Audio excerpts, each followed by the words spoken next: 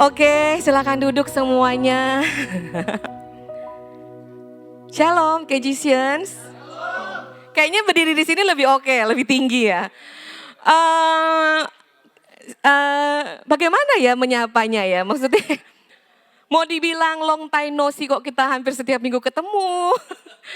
Mau dibilang lama nggak kesini kok minggu lalu aku di sini numpang berteduh. Jadi bagaimana ya?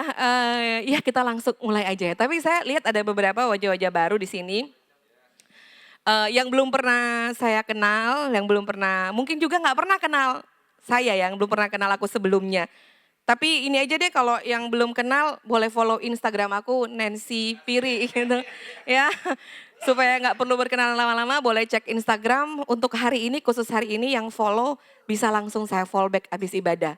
Malam ini, kalau baru follow besok nanti kita pertimbangkan ya bagaimana. Kalau lusa ya bagaimana lagi nanti kita pertimbangkan. Oke, udahlah kita nggak usah basa-basi dah, kita mau ngomong apa lagi ya, menyapa dengan apa lagi, udah kita langsung mulai aja. Hari ini kita akan sama-sama belajar dan membahas dari kitab Kolose. Kolose pasal 3 ayat yang ke-12 sampai dengan ayat yang ke-17. Nah di depan udah ada, kalau teman-teman bisa baca, pasti bisa baca lah ya tentunya ya. Nah kita akan membaca ayat ini berbalas-balasan. Bukan cuma pantun ya guys yang ada balas-balasannya, tapi juga baca Alkitab kita juga berbalas-balasan. Nah, saya akan memulai dari ayat yang ke-12, lalu kemudian ayat yang ke-13, nanti teman-teman begitu seterusnya sampai ayat ini selesai. Are you ready Kejisians? Oke, saya baca dulu. Kolose pasal 3 ayat yang ke-12. Karena itu, sebagai orang-orang pilihan Allah yang dikuduskan dan dikasihinya, kenakanlah belas kasihan, kemurahan, kerendahan hati, kelemah lembutan, dan kesabaran. Boleh.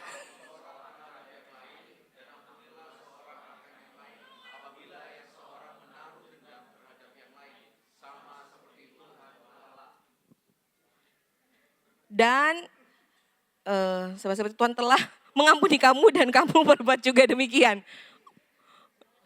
Itu dia, itu dia. Mungkin agak beda ya aplikasi Alkitab saya dengan itu. Dan di atas semua itu kenakanlah kasih sebagai pengikat yang mempersatukan dan menyempurnakan. 15.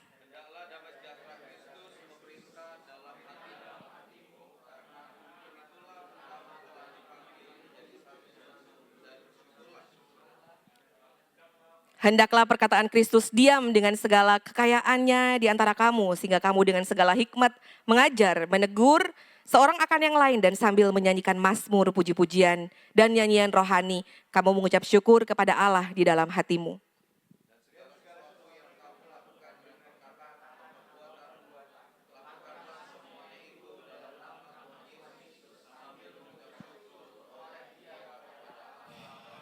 Oke, terima kasih untuk partisipasinya dalam membacakan ayat firman Tuhan ini. Ini ayat ini bukan saya yang pilih, ayat ini dipilihkan untuk saya dan saya bersyukur saya dipilihkan ayat ini. Oke, sebelum kita membahas dari 5 ayat yang kita baca, saya pengen banget kasih sedikit latar belakang tentang kitab Kolose. Maksud saya apa? Yang pertama jelas untuk menambah pengetahuan kita bersama-sama, tapi jelas tujuan saya yang kedua untuk membacakan untuk sedikit membicarakan latar belakang dari kitab Kolose supaya kita bisa memulai dari titik yang sama. Karena kan waktu kita baca ayat ini masing-masing di antara kita punya interpretasi ya. Kita langsung berpikir ayat ini mau ngomong apa ya. Tapi sebelumnya mari kita lihat kitab Kolose ini apa. Jelas kitab Kolose ini adalah surat yang ditulis oleh Paulus kepada jemaat yang ada di Kolose. Jadi Paulus menulis suratnya itu ditujukan kepada jemaat di Kolose. Nah, for your information bahwa jemaat di Kolose ini bukanlah jemaat yang dirintis, yang dibangun oleh Paulus secara langsung. Jadi bukan Paulus yang membangun jemaat di Kolose. Yang membangun jemaat di Kolose adalah murid-murid dari Paulus. Tapi jadi maksudnya Kolose ini atau gereja yang ada di Kolose adalah buah dari pelayanan Paulus. Jadi pada saat Paulus berada di Efesus, Paulus ini suka melakukan penginjilan. Dia duduk di sinagog, ngobrol-ngobrol dengan orang-orang yang ada di sana. Dia memberitakan Injil di sana. Dan banyak orang menjadi percaya akan Yesus Kristus. Bahkan orang-orang mulai memberi diri menjadi murid Paulus. Lalu kemudian mereka mulai menyebar. Jadi murid-murid Paulus ini mereka mulai menyebar ke kota-kota dan mulai merintis gereja-gereja di sana. Nah salah satu buahnya dari pelayanan Paulus ini adalah jemaat di Kolose. Dan yang membangun jemaat di Kolose ini adalah Epafras, murid daripada Paulus. Nah, Paulus ini ada di dalam penjara ketika dia menulis surat ini. Jadi Paulus mendengar bahwa jemaat di Kolose ini sementara mengalami pertumbuhan rohani yang luar biasa. Dan di satu sisi, Paulus juga mendengar bahwa jemaat yang ada di Kolose ini mengalami ancaman akan ajaran-ajaran sesat. Nah, ajaran sesat yang beredar pada saat itu di sana adalah ada dua yang beredar di sana. Yang pertama adalah gnostisisme dan yang kedua adalah legalisme. Kita ini mulai lumayan sering kan dia ngomong tentang legalisme dan saya tidak akan membahas tentang ajaran sesat yang satunya. Kenapa? Karena legalisme ini adalah ajaran sesat yang menjadi perhatian besar dari Paulus. Kalau kita banyak membaca kitab-kitab atau surat-surat yang ditulis Paulus, Paulus ini banyak sekali menentang tentang legalisme. Dia sangat amat menentang legalisme karena legalisme ini akan mengancam eksistensi daripada gereja. Legalisme ini pada ngajarin apa sih? Legalisme ini mengajarkan konsep keselamatan yang berbeda dari keselamatan yang diajarkan oleh Paulus. Kalau Paulus mengajarkan bahwa keselamatan itu adalah semata-mata karena anugerah. Jadi keselamatan itu bukan karena perbuatan manusia, tetapi keselamatan yang diterima, yang diperoleh oleh manusia itu semata-mata karena anugerah Tuhan, bukan karena perbuatan. Nah, konsep dari legalisme ini bertolak belakang. Legalisme itu menganggap bahwa keselamatan itu karena kepatuhan penuh kepada hukum Taurat.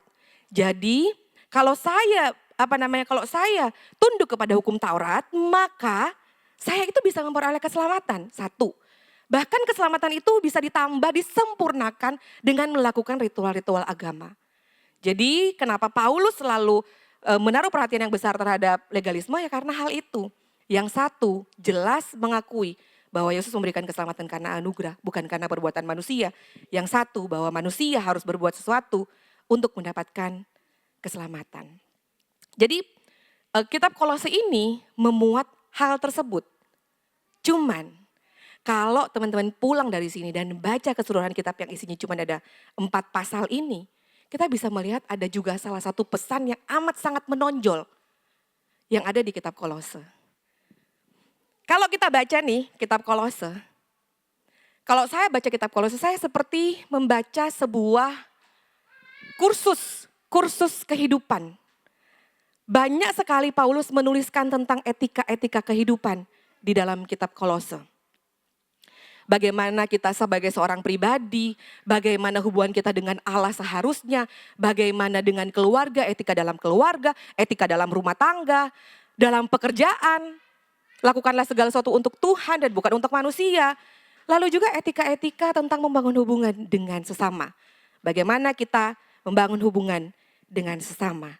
Nah, apa yang saya katakan tadi tentang etika-etika kehidupan bisa kita temukan salah satunya di ayat yang kita baca. Selain daripada ayat-ayat yang lain, ayat yang kita baca sangat amat jelas. Ayat 12 sampai dengan ayat 17 ini full tentang aplikasi kehidupan. Full tentang apa hal yang applicable, sangat bisa diaplikasikan. Ini jelas banget, ini terang banget gitu. Maksudnya tidak perlu dikotbahkan sekalipun. Kalau kita baca listnya yang tadi, itu udah amat sangat jelas gitu buat kita. Kasih, belas kasihan, kesabaran, dan lain-lain. Pokoknya udah, maksudnya tinggal dipraktekkan aja. Gampang, hal ini tinggal dipraktekkan aja. Nah, ayat yang sangat applicable ini, ayat yang sangat bisa diaplikasikan ini, dari ayat 12 sampai ayat 17, kita bisa menemukan ada 2 kata yang diulang. Yaitu kata kenakanlah. Ada 2 kata yang diulang yaitu kata kenakanlah. Dalam bahasa Inggris, kalau semua terjemahan bahasa Inggris rata-rata yang saya baca, bahasa Inggris yang dipakai adalah put on. Nah, di dalam bahasa aslinya, Paulus ini mengambil metafora tentang baju. Kenakanlah, pakailah baju. Jadi dia menggunakan metafora baju, mengenakan baju. Oleh karena itu, saya kasih judul khotbah saya adalah Christian Dress Code. Ya, Christian, bukan Christian Dior ya, Christian Dress Code, bukan Christian Dior. Kenapa saya mengambil juga Christian dress code dan kenapa Paulus juga ngomong tentang kenakanlah? Karena saya pikir bahwa dress code itu amat sangat penting. Karena dress code itu karena lewat dress code yang dipakai akan sangat mudah kita untuk mengidentifikasi orang, bahkan mengidentifikasi profil seseorang. Terus terang aja waktu saya diminta untuk khotbah di KGC, saya benar ini jujur ya, saya tolak. Kenapa? Karena saya nggak ada baju yang mengidentifikasi saya sebagai anak-anak muda.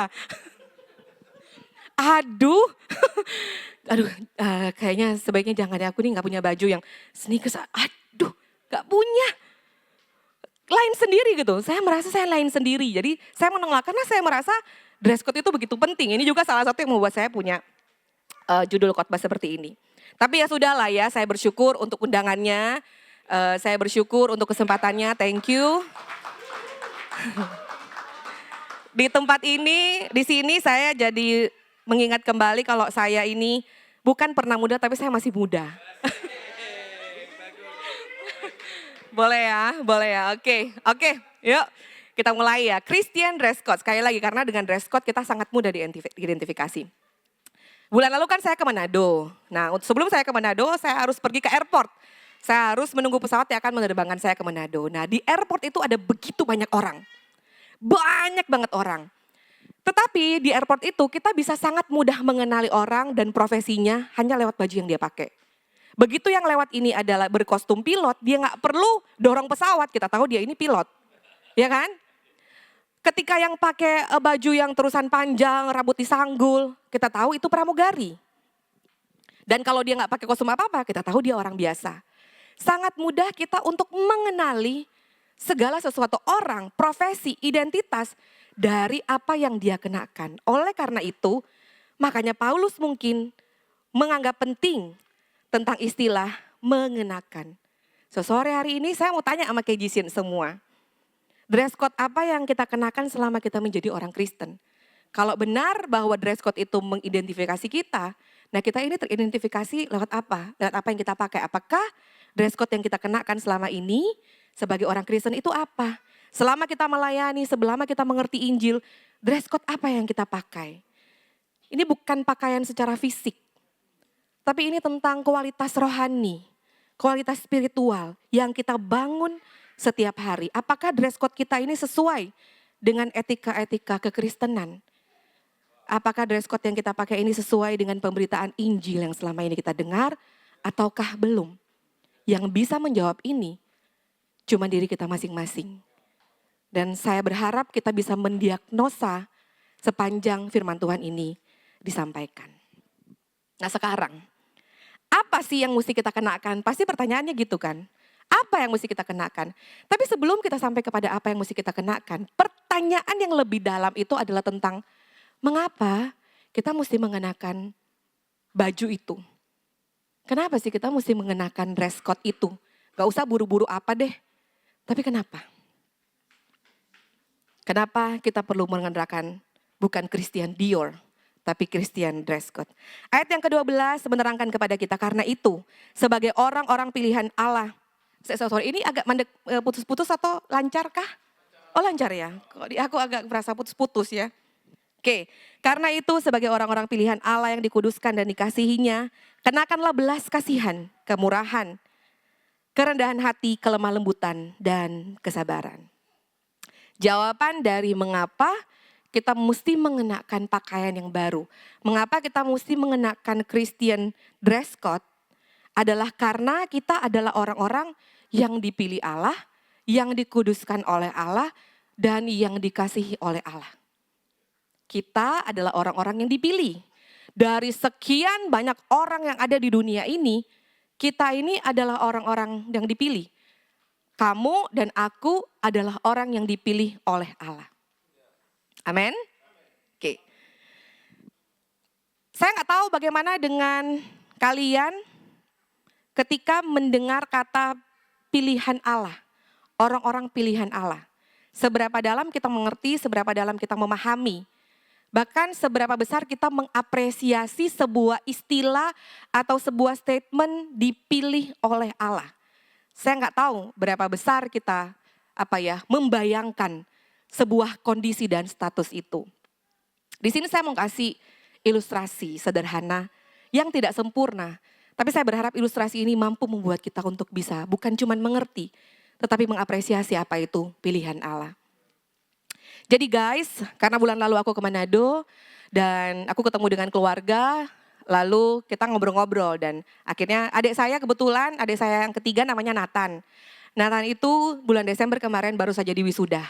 Dia sama saya memang bedanya 17 tahun. Dia baru diwisuda dari salah satu universitas yang ada di Manado. Dan pada saat kita ngobrol-ngobrol, ini cerita yang sudah pernah diceritakan 4 tahun yang lalu waktu dia masuk kuliah. Tapi kemudian kami bercerita lagi, ngobrol-ngobrol lagi.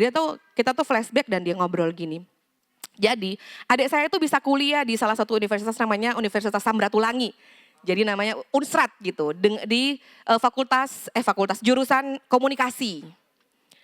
Waktu itu kita cerita-cerita dan Nathan itu kita ngobrol-ngobrol lagi. Nah, adik saya Nathan itu bisa kuliah di situ karena beasiswa. Nah, bagaimana caranya untuk dia bisa dapat beasiswa? Jadi waktu dia SMA ada kabar salah satu anggota DPRD Manado ingin membagikan beasiswa kepada siapa aja lah gitu. Dia hanya akan memberikan, cuman ada 2 slot beasiswa yang akan dia kasih. Otomatis banyak sekali orang yang akan apply dong beasiswa. Semua orang punya kesempatan yang sama untuk bisa memenangkan beasiswa tersebut. Salah satu syarat yang diajukan oleh pemberi beasiswa adalah harus melampirkan surat keterangan tidak mampu dari RT. Tapi ternyata begitu ke RT, kami ditolak. Mungkin kami tidak dianggap tidak mampu-mampu banget gitu loh. Mungkin dianggap ya tidak mampu tapi ada dikit naik dikit gitu loh. Jadi masih nggak bisa lah dikeluarkan. Akhirnya kami mulai berpikir nggak bisa nih, nggak dapat katanya kita nggak bisa dapat surat keterangan karena ada syarat-syarat yang kita tidak terpenuhi gitu di situ. Oke, ya kita akan berpikir lagi, coba aja deh kita pikir lagi kalau memang nggak bisa. Ya sudah, tetap dia masukkan, tetap dia apply. Lalu tiba-tiba di satu siang dia dapat telepon bahwa Nathan ini terpilih sebagai salah satu orang yang akan menerima 2 beasiswa. Dari 1.000 orang yang mendaftar, hanya dipilih 2. Dan adik saya salah satu yang terpilih. Sampai hari ini kita nggak tahu kenapa Nathan itu dipilih. Kita nggak pernah tahu, sampai hari ini Nathan tidak pernah bertemu dengan orang yang memberikan beasiswa tersebut. Kami ini orang yang tidak punya jalur-jalur apa, kita nggak pernah ada kenalan orang dalam atau kita kasih salam tempel, tolong ya Nathan ya, thank you, nggak ada. Semua berjalan seperti sebagaimana seharusnya yang dijalani. Dan apa yang terjadi? Nathan ketika mendapatkan beasiswa tersebut, status Nathan berubah. Nathan bisa menjadi seorang mahasiswa. Nathan bisa mendapatkan hak penuh di kampus yang namanya Unsrat. Dia bisa mendapatkan pelajaran di sana dan lain sebagainya. Sampai pada akhirnya dia lulus dengan predikat cum laude. Guys, apa yang maksud saya? Apa yang bisa saya sampaikan mengenai ini? Inilah yang dimaksud dengan dipilih. Gak tahu kenapa, tapi Nathan dipilih. Dan gak tahu kenapa, aku dan kamu, kita ini juga dipilih oleh Allah. Kita dipilih oleh Allah bukan karena kita lebih baik daripada teman yang ada di sebelah kita. Kita dipilih oleh Allah bukan karena kita punya potensi yang besar. Kita dipilih oleh Allah bukan karena kita punya potensi untuk mengembangkan kerajaan Allah di muka bumi. Kita dipilih oleh Allah bukan karena kita lebih ganteng dari yang lain, enggak. Kita tidak pernah memenuhi syarat untuk dipilih oleh Allah. Tetapi toh Allah pada akhirnya memilih kita. Orang-orang yang tidak pantas dan tidak layak untuk dia pilih. Dan inilah yang kita sebut dengan anugerah. Kita tidak perlu tahu kenapa. Kita tidak perlu memenuhi syarat apapun. Tetapi toh Tuhan memilih kita. Inilah yang disebut dengan anugerah. Anugerah itu adalah kemurahan hati yang dilakukan dengan sukarela.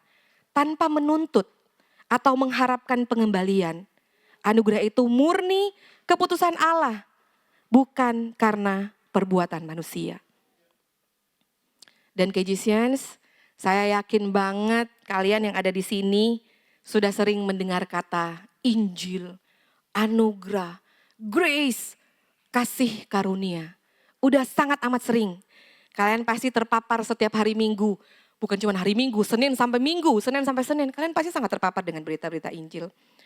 Dan mungkin karena sudah sering terpapar, kita jadi mulai sangat amat terbiasa dengan istilah anugerah. Kalau kita ini udah sering dengar, kalau kita ini udah sering terbiasa, hati-hati. Don't over familiar about grace. Yang kita ini mesti hati-hati, jangan over familiar. Maksudnya over familiar itu apa sih? Over familiarity itu kalau kata Google adalah keakraban yang berlebihan. Saking kita ini udah sering dengar, sampai udah gak ada efeknya. Over familiar itu adalah keakraban yang berlebihan yang dapat menyebabkan kita ini puas secara rohani. Dan itu sebetulnya berbahaya. Ketika kasih karunia hanya menjadi sekedar kata, hanya sebagai sebuah istilah, maka kita semua ini akan gagal memahami makna yang sangat amat dalam tentang pilihan Allah, tentang anugerah Allah.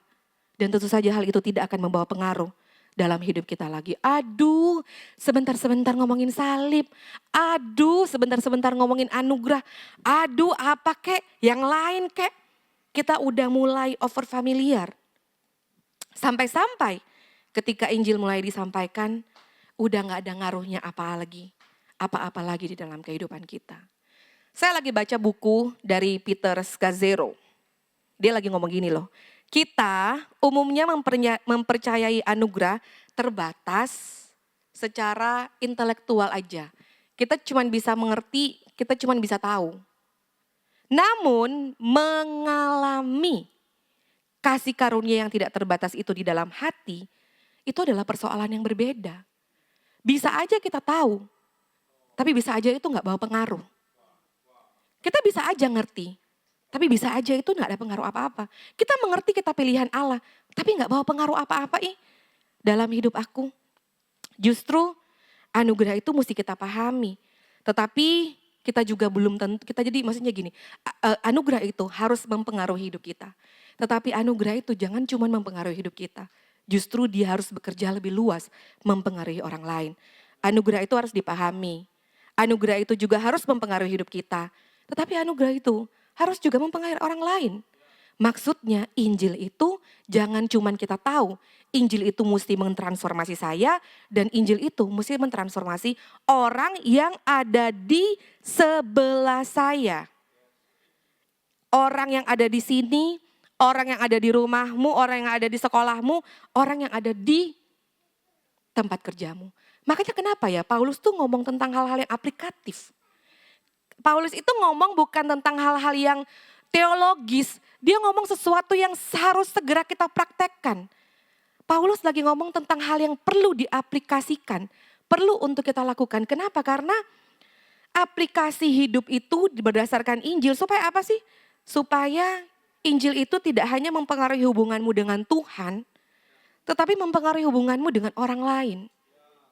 Guys, waktu kita kita melihat, kita belajar, kita mendengar kata Injil, kita juga jangan sampai hanya berpikir Injil itu tentang kita dengan Tuhan. Waduh, aku udah berdosa ini. Tetapi kita juga harus berpikir bagaimana Injil itu bisa mempengaruhi dan mengubahkan orang-orang yang ada di sekitar kita. Makanya Paulus bilang, kenakanlah bahwa segala etika-etika yang diajarkan itu mesti dikenakan, itu mesti dilakukan. Saya mesti pakai dress code yang baru.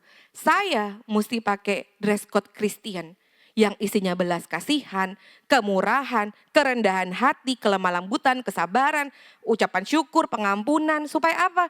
Supaya orang lain dapat mengenal anugerah itu melalui saya. Saya pernah lihat sebuah cuplikan, dia ngomong gini, di dunia kerja, orang itu tidak peduli tentang Kristus dan tentang gospel. Selama kamu bisa bekerja dengan baik, orang akan menyukai kamu. Orang di luar sana itu tidak peduli. Tapi kita ini peduli.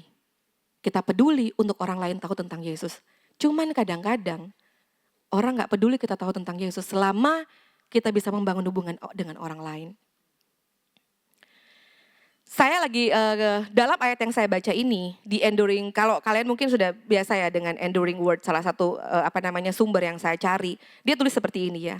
Dari ayat 12 sampai 17 ini dirangkum seperti ini. Sangat penting untuk dicatat bahwa setiap anugerah yang tercantum berkaitan dengan hubungan pribadi antara manusia dengan manusia. Tidak ada yang menyebutkan, dari list yang kita baca tadi ya, kelemah lembutan dan lain, tidak ada yang menyebutkan tentang kepintaran, kerajinan, ketekunan. Paulus tidak memasukkan list-list seperti itu. Karena bagi Paulus itu hal yang tidak penting. Keutamaan dasar dari Christianity yang terbesar adalah bagaimana mengatur hubungan dengan sesama. Guys, kalau Paulus ngomong ketika kita tentang etika, dia lagi ngomong bahwa anugerah itu juga mengatur hubungan kita dengan orang lain. Mengatur hubungan dengan antar manusia, dengan orang tuamu, dengan pacarmu, dengan istrimu, dengan anakmu, dan dengan siapapun. Jadi, anugerah itu seharusnya bisa menjangkau orang lain. Maksudnya aplikasi daripada anugerah yang kita terima seharusnya bisa menjangkau orang lain. Waktu kita bisa mengenakan dress code, belas kasihan dan lain-lain seperti yang tertulis di atas, maka sebetulnya kita akan terlihat berbeda. Mestinya orang mudah mengidentifikasi kita. Waktu kita ada di luar gereja ini, waktu kita lagi ada di dunia, di kuliah, di kampus, dimanapun, orang harusnya sangat bisa mengidentifikasi kita. Orang gak bingung. Sama kayak saya gak bingung tuh pramugari Lion Air dengan pramugari Citylink. Kenapa? Karena apa yang mereka kenakan sudah sangat jelas dan sangat terang. Begitu juga dengan kita. Kita ini ada di dunia yang penuh dengan tantangan. Kita harus berbeda dengan dunia yang ada di luar sana maksudnya. Ada berita yang baru saja kan ya, baru beberapa hari tentang Sinteyong dipecat gitu. Saya tuh gak pernah peduli sama pelatih-pelatih dan timnas, gak pernah peduli. Tapi gara-gara orang Korea, saya jadi peduli. Jadi agak oke, ada orang Korea nih gitu. Yang mana katanya Sinteyong itu saya pernah baca salah satu komen, satu-satunya laki-laki yang dicintai oleh laki-laki Indonesia. Opa-opa yang lain mereka gak suka, tapi kalau Sinteyong dipuja-puja. Dan waktu Sinteyong dipecat, saya juga terluka. Astaga. Saya juga terluka dan banyak sekali komentar-komentar yang muncul ya. Wah banyak banget. Yang saya gak baca satu-satu persatu ya. Saya juga rasa di sini nggak ada. Di luar, aduh ya ampun ngomongannya. Ngatain Erick Thohir itu benar-benar orang-orang yang gak kenal Tuhan sungguhan. Padahal dia juga gak kenal Sinteyong, dia juga gak kenal Erick Thohir. Dia gak kenal siapa-siapa. Tapi begitu amat sangat sadis perkataannya, aduh ya ampun. Bahkan dari jempol-jempol orang-orang yang saya tahu rajin beribadah, tapi bukan yang ada di sini ya. Di luar, enggak. Di sini aman gitu, aman. Tapi, oh ya kayaknya saya kenal kawannya Dante kok. Maksudnya, bagaimana kita bisa berbeda kalau kita ini ketika kita melebur dengan dunia, kita ini sama aja dengan dunia. Gak ada bedanya dengan orang yang belum terpapar dengan Injil. Padahal mengenakan pakaian yang baru, mengenakan sebuah dress code kekristenan, justru harusnya membuat kita mudah dikenali sebagai pengikut Kristus. Supaya orang lain mengenal anugerah Allah. Guys, kalian pernah dengar gak ini? Kanon katanya ada 2 hal yang membuat orang itu tidak menerima Yesus, tidak mengenal Yesus. Ada 2 hal yang membuat orang tidak menerima Yesus di dalam hidupnya. Yang pertama adalah karena orang tersebut belum pernah ketemu orang Kristen. Orang tersebut belum pernah ketemu kita. Orang tersebut belum ada yang injilin. Dia belum pernah ketemu orang Kristen, belum ada yang injil, belum pernah nih ketemu sama kita-kita. Nah yang kedua adalah karena orang tersebut ketemu sama orang Kristen. Ketemu sama kita-kita. Jadi dia gak jadi terima Yesus, justru karena dia ketemu kita.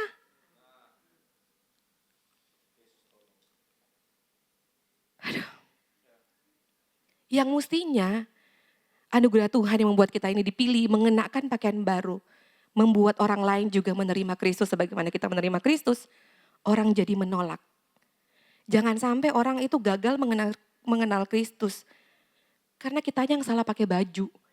Kitanya yang salah kostum. Kitanya yang cuma bisa ngomongin. Tetapi kita yang tidak bisa melakukan. Kalau di gereja mah, untuk punya belas kasihan, kemurahan hati, kesabaran, pengampunan, gampang. Kenapa? Karena kita semua melakukan itu di sini.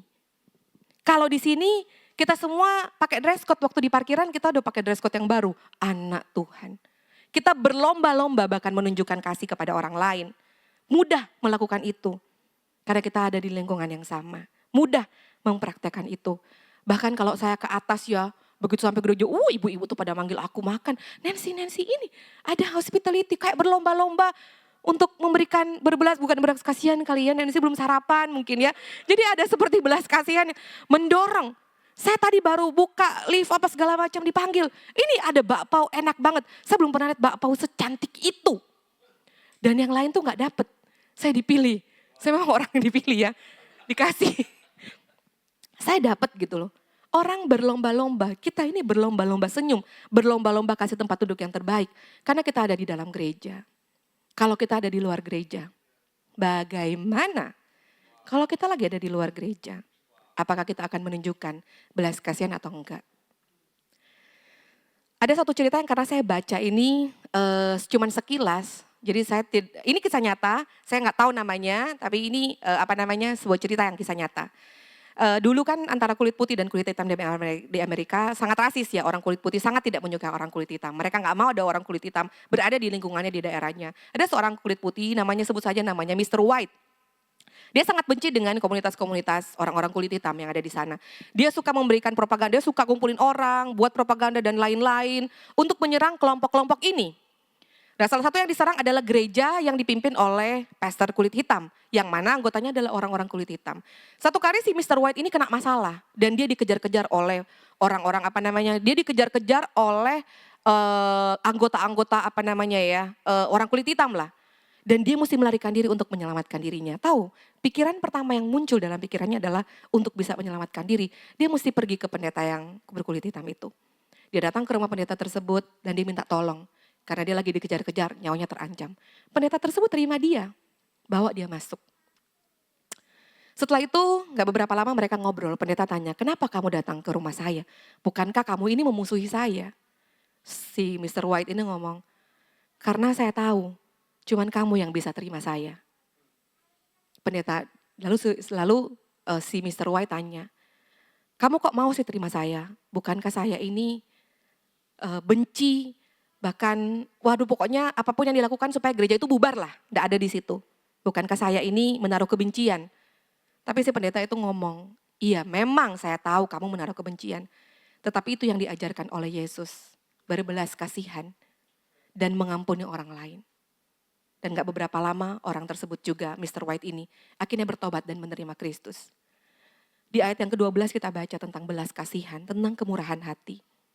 Apa yang dilakukan? Lebih daripada apa yang dilakukan oleh pendeta itu adalah apa yang juga harus kita lakukan ketika kita ada di luar sana. Berbelas kasihan itu bukan karena kita ada di lingkungan yang berlomba-lomba melakukan hal itu. Berbelas kasihan dan bermurah hati juga seharusnya kita lakukan ketika ada orang yang di luar daripada komunitas kita, yang menyerang kita, yang tidak yang berbuat bahkan yang mungkin menjahati kita. Saya tahu kita ini hidupnya sudah baik, tapi ada aja orang yang gak suka sama kita, iya enggak? Lalu bagaimana cara kita menghadapi orang-orang tersebut? Tidak ada cara lain selain berbelas kasihan dan bermurah hati. Ketika pendeta itu berbelas kasihan kepada musuhnya, maka seharusnya kita pun bisa melakukan hal yang sama. Kita berbelas kasihan kepada orang lain. Ayat yang ke-13 berkata, bersabarlah seorang akan yang lain, dan ampunilah seorang akan yang lain apabila yang seorang menaruh dendam terhadap yang lain. Sama seperti Tuhan mengampuni kamu, kamu perbuat juga lah demikian. Jadi kalau tadi kita ngomong mengapa kita mesti mengenakan, sekarang kita ngomong apa yang mesti kita kenakan. Bersabarlah seorang terhadap yang lain. Nah coba sekalian lihat kiri, lihat kanan dulu mukanya. Siapakah orang-orang yang mesti kita sabar-sabarin? Iya, yang ada di sebelah ini. Siapa? Coba dan sekarang coba lihat ke depan. Nah lihat ke depan. Nah siapakah yang harus saudara sabar-sabarin? Saya. Ya coba sekali lagi lihat sebelah, sabaro ya. Sabaro sama aku. Sabaro lo ya sama aku. Sabar-sabarin ya. Kita ini mesti bersabar seorang terhadap yang lain. Ya. Saya ini under construction juga. Saya tahu juga ada beberapa orang di tempat ini yang bersabar dengan saya. Sebagaimana saya bersabar dengan kalian. Enggak. Lalu firman Tuhan berkata, ampunilah orang lain. Guys, saya tahu hal ini tuh sebetulnya, ya sekali lagi ya, ini applicable, ini sangat amat terang yang tidak perlu dielaborasi sampai segimana dari sisi teologis yang gak perlu. Kalian udah tahu lah harusnya. Tapi bulan ini tema gereja kita adalah restoring relationship. Tahun ini kita dibuka dengan memulai tahun ini dengan pemulihan hubungan. Bersabar dengan orang lain itu mempertahankan hubungan, tetapi mengampuni itu memulihkan hubungan. Kalau kita bersabar, kita sekedar mempertahankan. Tapi kalau kita berani mengampuni, maka sebetulnya kita sementara memulihkan hubungan. Saya itu guys kalau dihina itu nggak terlalu sakit hati. Saya itu justru kesabaran saya akan cepat hilang. Karena saya itu agak apa ya, orientasinya tuh kepada hasil. Saya banyak menyakiti orang lain mungkin ya. Demikian juga ada orang lain tidak sengaja menyakiti saya tersakiti. Kenapa? Karena bagi saya hasil itu adalah orientasi saya. Jadi kalau ada hal-hal yang membuat hasil itu jadi terlambat atau terhambat, maka saya tidak bisa sabaran dalam menghadapi hal tersebut. Tapi saya percaya bahwa firman ini juga menegur dan memulihkan saya ya di dalam hati saya. Lalu kemudian hal tersebut itu membuat saya gampang amat terluka. Tapi saya tidak bisa terus-menerus hidup dengan perasaan seperti itu. Saya tahu, saya pun mesti sabar kepada orang lain. Saya pun mesti mengampuni orang lain. Contoh yang paling jelas tentang pengampunan itu saya belajar dari mama saya. Waktu mama saya kecelakaan, ditabrak oleh orang yang lagi sembarangan bawa mobil, ditelepon, untung gak terlalu kuat ya, tapi di usianya yang seperti itu seharusnya sudah gak boleh jatuh kalau kata dokter. Yang membuat keluarga kami sakit hati adalah karena pelaku penabrakan itu hanya menggeletakkan mama saya di teras rumah. Bahkan gak even tunggu papa saya keluar. Dia cuma datang, sorry saya buru-buru dikasih uang 100.000. Itu kayak pinjam 100.000 gitu, nggak ada 100.000. Bahkan tukang pijat dikasih 100.000 dia mundur teratur gitu ya. Lalu waktu ya, dan mama saya mesti menderita sakit. Puji Tuhan sekarang sudah bisa jalan. Waktu itu saya sempat bertanya, mana orangnya, kenapa gak diminta nomor telepon apa segala macam. Mama saya tuh ngomongin, dia pun tidak kepengen kok menabrak. Dia pun gak kepengen kejadian ini terjadi.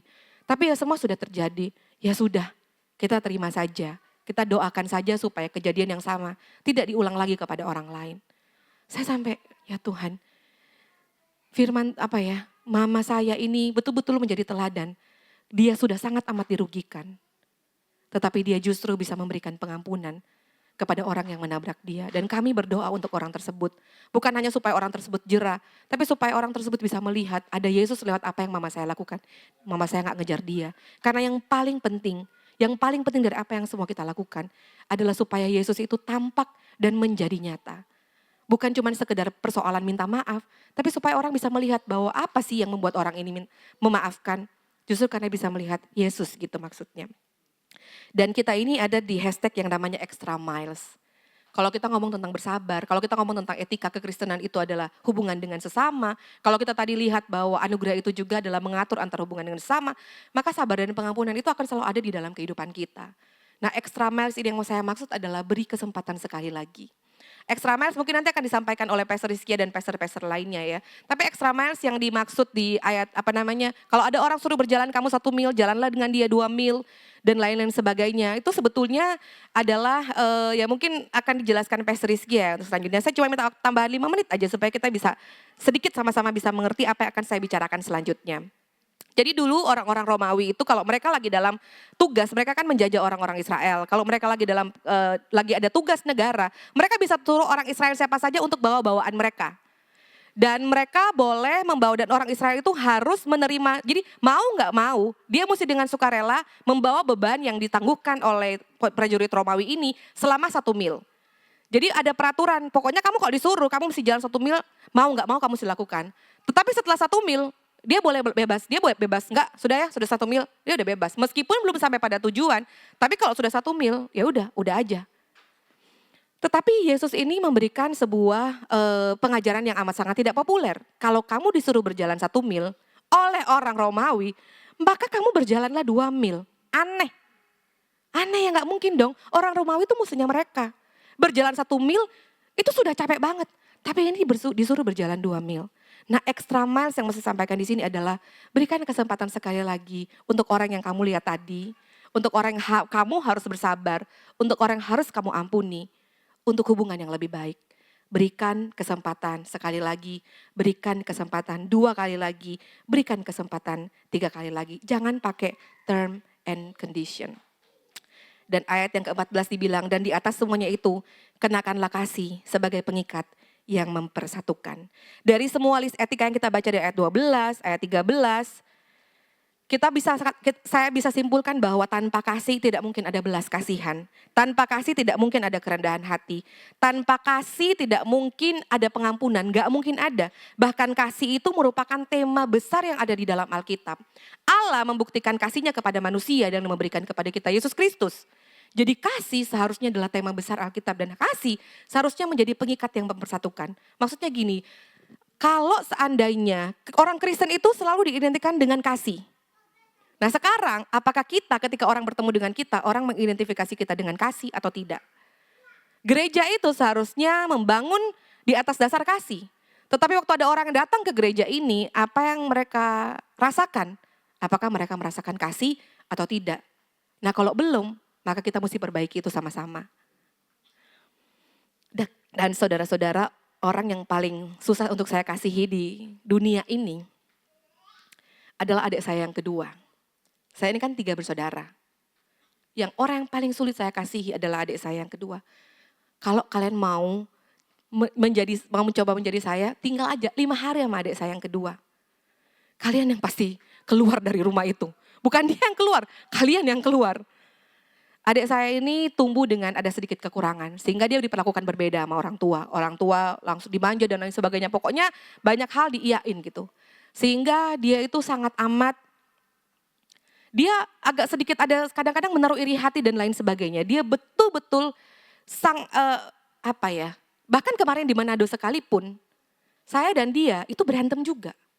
Karena hal kecil. Hal kecil itu bisa menjadi amat sangat besar, bisa diulang terus-menerus, tidak berhenti-henti. Dan semuanya itu dimarahin. Itu adik saya. Saya sudah bilang ke mama saya, yang bisa menerima dia, namanya Lisa, itu cuman mama saya. Dan adik saya yang kecil, kita lagi ngobrol keluarga dan adik saya yang kecil ngomong, terus terang kalau papa mama sudah tidak ada, aku belum tentu loh bisa nerima kondisi dia. Punya kekurangan, tidak bisa apa-apa, cuma bisa nyuci piring, nyapu juga enggak mau, bangun tidur, sarapan, tidur lagi. Waduh pokoknya sudah kayak gitu menyebalkan sekali. Dan saya berakhir, udahlah males, capek, udahlah diem. Saya pulang ke Surabaya enggak diantar, kita diem-dieman. Itu udah biasa. Tapi waktu saya lagi prepare ini, saya tahu ada hal yang gak beres. Yang mesti saya selesaikan. Saya tahu saya mesti mengenakan baju kekristenan ini. Saya tahu bahwa Injil itu, kalau saya tidak lakukan ini, berarti sebetulnya saya cuma taruh Injil itu di sini. Tapi saya tidak izinkan Injil itu mempengaruhi saya. Saya telepon, saya WhatsApp, kita ngobrol. Dan saya mengalami yang saya tahu, saya pun mengalami kelegaan. Saya tahu nggak, saya tuh nggak mau, nggak apa-apa, nggak WA, nggak chatting dia, nggak cari dia tuh nggak apa-apa. Lebih tenang bahkan hidup saya. Tapi saya tahu saya tidak harus mendiamkan, sama seperti adik saya mendiamkan saya. Dan apa yang terjadi? Justru orang tua kami sangat bersuka cita melihat perdamaian demi perdamaian yang terjadi. So guys, mari kita kenakan kasih sebagai pengikat yang mempersatukan. Kalau kita ini diidentifikasikan dengan kasih, maka mestinya kasih itu mengalir, bahkan meluap-luap di dalam hidup kita. Hendaklah damai sejahtera Kristus memerintah, ayat 15, hendaklah damai sejahtera Kristus memerintah dalam hatimu, karena untuk itulah kamu dipanggil menjadi satu tubuh. Nah, apa yang dimaksud dengan damai sejahtera Kristus memerintah dalam hatimu? Memerintah. Orang kingdom tahu dong artinya memerintah. Tahu dong, kingdom. Kingdom, memerintah. Damai sejahtera Kristus memerintah dalam hatimu. Aku gak tahu dengan kalian, tetapi dulu saya mengasosiasikan kata damai sejahtera itu, memerintah itu, damai sejahtera Tuhan itu dengan sesuatu yang kalau saya lagi mau pilih antara 2 hal, salah satu dari 2 hal, kalau saya ada damai sejahtera, maka saya bisa menyebut itu damai sejahtera Tuhan memerintah. Aku mau ngelamar di sini, tapi gak ada damai sejahtera. Aku gak mau Aku akhirnya apply di sini, karena waktu itu aku ada damai sejahtera. Nah kita pikir bahwa damai sejahtera itu segala sesuatu yang berkaitan dengan waktu kita lagi ada struggle, waktu kita lagi di 2 pilihan, maka kita minta damai sejahtera Tuhan menuntun kita. Sebetulnya damai sejahtera ya itu kayaknya lebih ke feeling ya. Tapi ya bisa saja itu damai sejahtera yang Tuhan kasih. Tetapi maksudnya damai sejahtera itu memerintah di dalam hati kita, berarti damai sejahtera seharusnya berdiam di dalam kita. Kita mestinya damai sejahtera itu maksudnya apa sih? Kita tetap percaya, kita tetap confidence bahwa apapun yang terjadi di luar kendali kita sekalipun, kita percaya bahwa Tuhan pegang kendali. Justru itu yang akan membuat kita ini punya damai sejahtera. Kita tidak perlu panik waktu kejadian yang terjadi di luar ekspektasi kita. Bahkan kita tidak perlu menyalahkan Tuhan untuk sesuatu yang harusnya kita tidak mau hal itu terjadi. Dan Tuhan izinkan terjadi di dalam hidup kita. Damai sejahtera itu membuat kita tetap tenang meskipun kita tahu kita semakin jauh daripada ekspektasi yang selalu kita harapkan. Kita tahu bahwa Tuhan itu selalu memegang kendali. Orang yang tidak punya damai sejahtera itu kebanyakan apa sih manifestasinya? Menyalahkan Tuhan, bahkan menasehati Tuhan. Berapa banyak kita suka menasehati Tuhan? Tuhan, coba kalau aku ini bersaudara cuma 2 aja. Enak, gak banyak baper hatiku, hidupku. Tuhan, coba kalau kejadian ini tidak terjadi dalam hidup saya. Pasti saya sudah seperti ini. Ketika damai sejahtera itu tidak memerintah di dalam hati kita ini selalu cenderung untuk menasehati Tuhan, bahkan menyalahkan Tuhan. Padahal seharusnya apapun yang terjadi di luar kendali kita tetap mengalami damai sejahtera karena Tuhan tetap pegang kendali. Damai sejahtera Tuhan akan membawa kita untuk tetap percaya. Nah, ayat yang ke-16 dan ayat yang ke-17 itu kalian bahas di komsel masing-masing. Karena saya waktunya sudah mau selesai. Perkataan Kristus diam di dalam ayat 16 ayat 17 bisa kalian bahas masing-masing di komsel. Saya percaya bahwa perkataan Kristus yang ditulis di dalam ayat 16 dan 17 itu diawali dengan kita mau mendengar perkataan Kristus itu sendiri.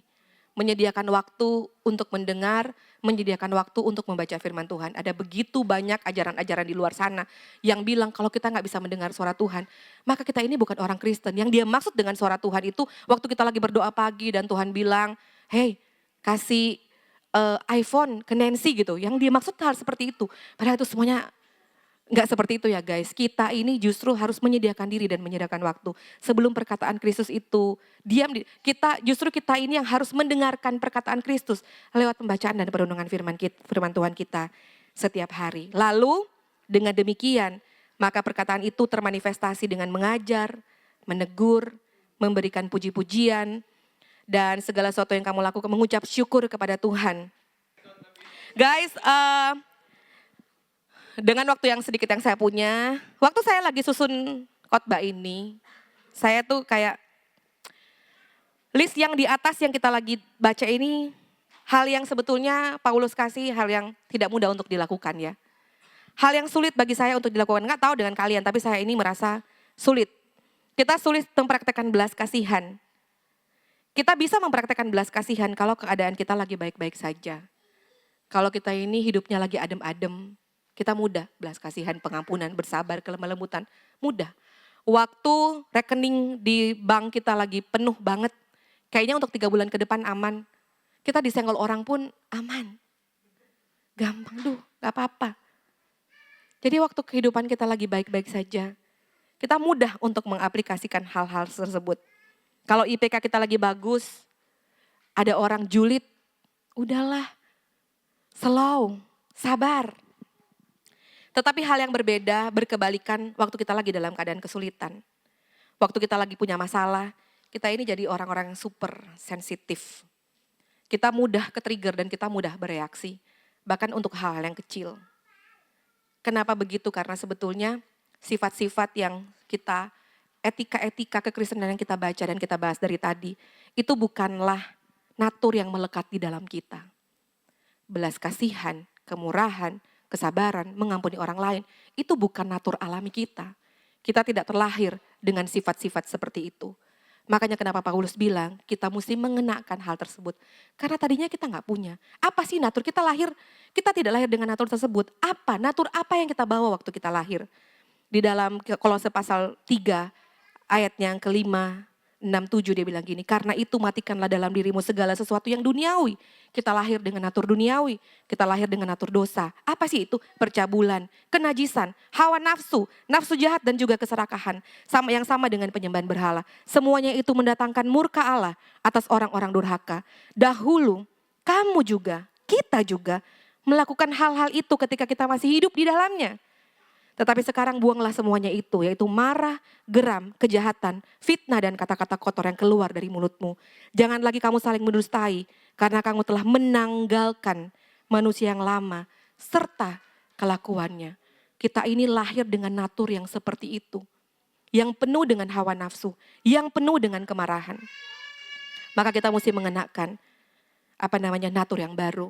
Guys, sulit bagi saya untuk menyusun khotbah ini. Saya kurang suka khotbah-khotbah mengkhotbahkan dari kitab-kitab Paulus, apalagi dari surat-surat. Kenapa? Karena hal-hal yang aplikasi ini justru sangat mudah, gak perlu dijelaskan seperti yang saya katakan tadi. Tapi ketika saya menyusun ini, saya percaya Roh Kudus bekerja. Saya memperoleh sebuah penerangan bahwa kenapa ini perlu dijelaskan, kenapa ini perlu diomongin, mengapa kita perlu mengenakan, apa yang mesti kita perlu kenakan. Karena sekali lagi, karena hal-hal tersebut bukan bawaan lahirnya kita, bukan sifat alami kita, bukan bawaan dari kita yang lahir. Di sini kita tahu, cuman Yesus yang punya natur seperti itu. Bahkan Yesus menghidupi natur seperti itu. Dia punya belas kasihan, dia punya kemurahan, dia mengampuni kita, dia mengampuni saya, dan mengampuni saudara. Tetapi justru Yesus, apa yang dilakukan Yesus kepada kita, kita mesti memandang maksudnya gini. Yesus yang punya natur tersebut, dan pengorbanan Yesus di atas kayu salib memampukan kita, memberikan kepada kita kuasa untuk bukan hanya kita ini memperoleh kehidupan yang kekal, bukan hanya supaya kita ini punya jaminan kehidupan yang kekal, bukan cuma supaya kita ini terbebas dari murka Allah yaitu kebinasaan, tetapi supaya kita ini bisa hidup di dalam anugerah Allah lewat perbuatan-perbuatan yang nyata. Jadi maksudnya bahwa apa yang telah dilakukan Yesus di atas kayu salib bukan cuma kita syukuri untuk mengubah status kita dan membayar hutang dosa kita. Tetapi apa yang dilakukan Yesus di atas kayu salib seharusnya membuat kita hidup dan semakin berani hidup sebagai orang-orang Kristen yang betul-betul sesuai dengan etika yang disampaikan oleh Paulus yang tadi. Maksudnya adalah bahwa kita ini bukan cuma menerima keselamatan lalu kita hidup dengan cara hidup kita yang lama. Tapi justru keselamatan kita itu membuat kita hidup dengan cara hidup yang baru. Bagaimana mungkin saya bisa punya hidup yang baru? Saya sendiri masih struggle. Nah, ada kesalahan ketika kita itu memandang salib. Waktu kita memandang salib, kita cuma melihat harga yang dibayar. Saya yang mestinya mati, tetapi Yesus yang mati bagi saya. Yang kita lihat itu cuma harga. Padahal salib itu ada dua hal. Salib itu harga dan juga salib itu ada kuasa. Di dalam salib Kristus ada harga yang mesti dibayar. Di dalam salib Kristus ada kuasa yang akan kita terima. Guys, kita tidak akan pernah bisa merayakan apa yang tidak pernah kita lihat.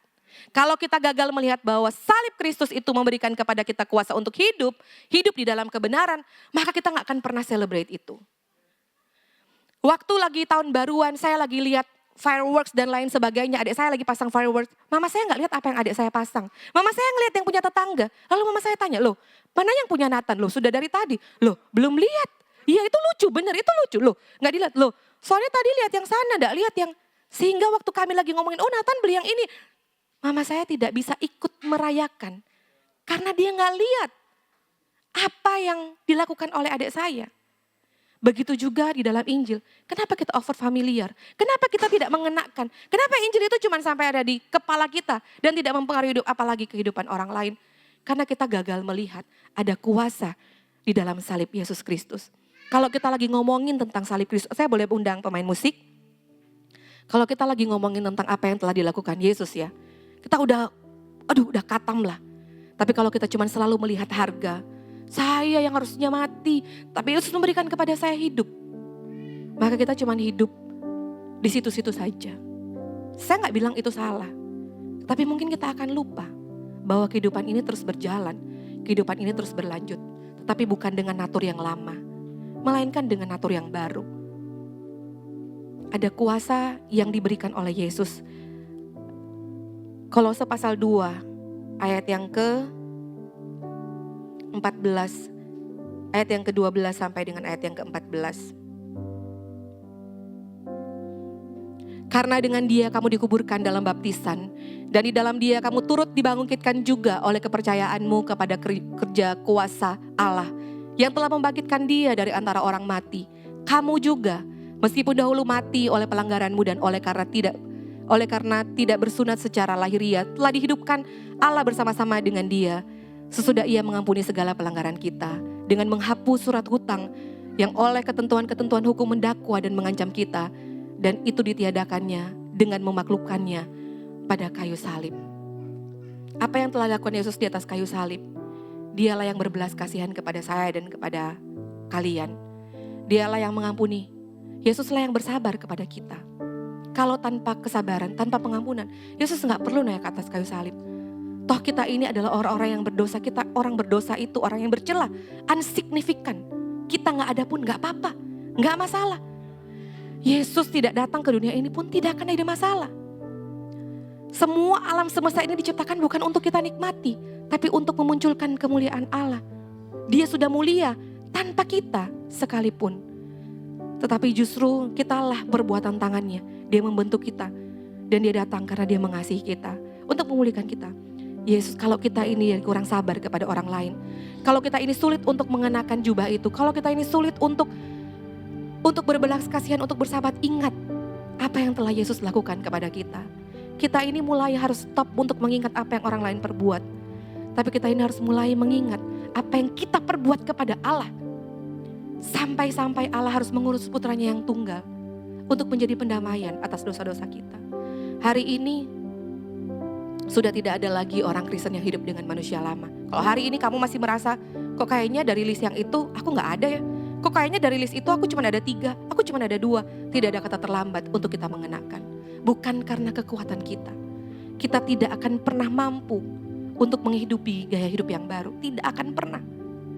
Tetapi kalau kita memandang di kayu salib, ada kuasa yang diberikan. Memampukan saya untuk hidup sesuai dengan apa yang dikatakan oleh kebenaran Alkitab. Maka semuanya itu akan memampukan kita berjalan hidup. Yang terakhir yang mesti kita lihat adalah menyadari kalau saya dipulihkan oleh Tuhan, maka pemulihan ini juga akan saya hantarkan kepada orang yang ada di sebelah saya. Kalau Injil mengubah saya, maka orang lain juga harus diubahkan oleh Injil yang sama. Lewat apa? Lewat aplikasi-aplikasi kehidupan yang kita lakukan. Sehingga Yesus bukan cuma gampang dikagumi di dalam pikiran kita, tetapi sangat terlihat nyata lewat perbuatan-perbuatan kita. Mari kita berdoa.